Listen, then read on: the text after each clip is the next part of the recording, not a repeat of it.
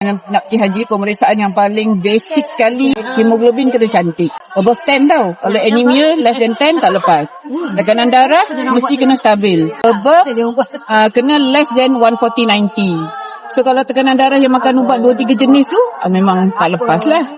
Lepas tu gula, HbA1c kena less than 10%.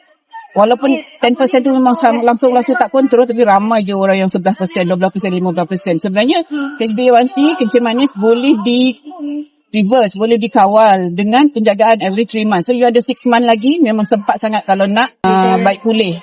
Sebab kan badan kita boleh membaik pulih kan. Okay, kolesterol pun ada dia punya kriteria. Itu belum lagi CKD. Kalau CKD, dialysis, hemodialysis memang tak lepas. Water dialysis, ia pun sebenarnya kalau untuk haji tak lepas. Kalau umrah tu mungkin boleh lah 10 hari ke 11 hari boleh. So CKD memang tak lepas. Kalau CKD stage 3, stage 2 yang belum dialysis, ikhtiar sungguh-sungguh untuk you sihat dekat sana. Kerja haji ni kan berat.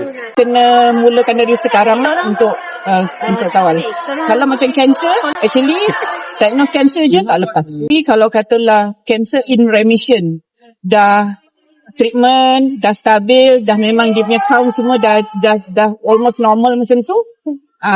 Pada tempoh yang dia nak mengerjakan haji tu, kemungkinan besar dia sihat dan ada tu barangkali boleh diluluskan. Mental illness